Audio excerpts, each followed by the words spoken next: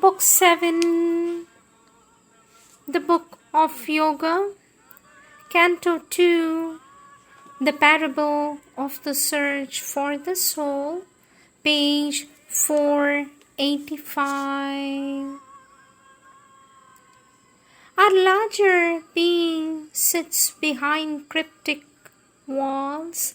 There are greatnesses hidden in our unseen paths that wait they are to step into life's front.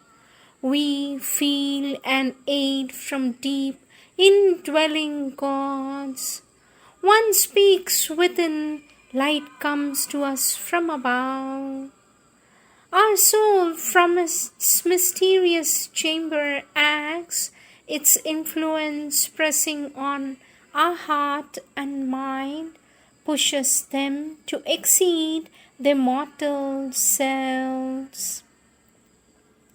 It seeks for good and beauty and for God. We see beyond self's walls our limitless self. We gaze through our world's glass at half-seen vase. We hunt for the truth behind apparent things. Our inner mind dwells in a larger light. Its brightness looks at us through hidden doors. Our members luminous grow, and wisdom's face appears in the doorway of the mystic wand. When she enters into our house of outward sense, then we look up and see above her sun, a mighty life self with its inner powers supports the dwarfish modicum we call life. It can graft upon our crawl 2 puissant wings. A body's subtle self is throned within, in its viewless palace of veridical dreams that are bright shadows of the thoughts of God. In the prone, obscure beginnings of the race, the human grew in the bowed ape like man. He stood erect, a godlike form and force, and a soul's thoughts looked out from earth-born eyes. Man stood erect, he wore the thinker's brow. He looked at heaven and saw his comrade stars. A vision came of beauty and greater birth, slowly emerging from the heart's chapel of light, and moved in a white lucent air of dreams. He saw his being's unrealized vastnesses. He aspired and housed the nascent demigod. Out of the dim recesses of the self, the occult seeker into the open came. He heard the far and touched the intangible. He gazed into the future and the unseen. He used the powers earth instruments cannot use, a pastime made of the impossible. He caught up fragments of the omniscient's thought. He scattered formulas of omnipotence.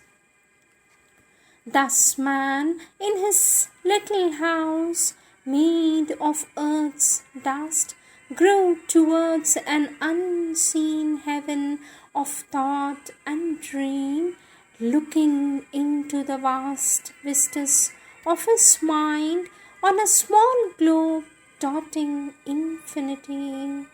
At last, climbing a long and narrow stair, he stood alone on the high roof of things and saw the light of a spiritual sun. Aspiring, he transcends his earthly self.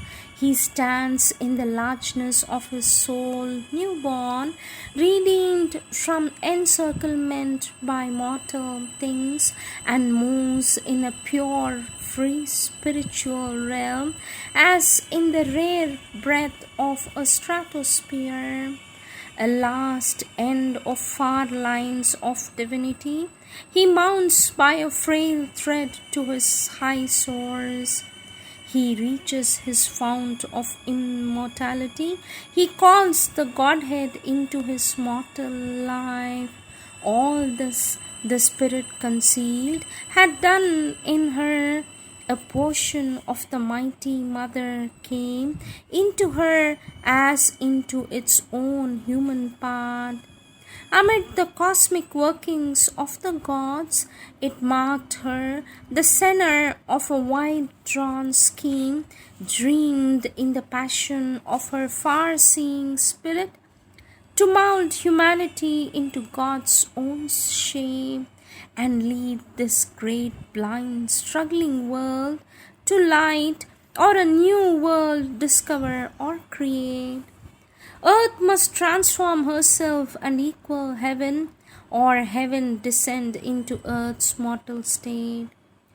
But for such vast spiritual change to be, out of the mystic cavern in man's heart, the heavenly psyche must put off her veil and step into common nature's crowded rooms and stand uncovered in that nature's front and rule its thoughts and fill the body and life.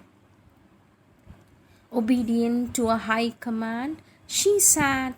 Time, life, and death were passing incidents, obstructing with their transient view her sight that must break through and liberate the God imprisoned in the visionless mortal man. The inferior nature born into ignorance still took too large a place. It veiled herself and must be pushed aside to find her soul. End of Canto 2.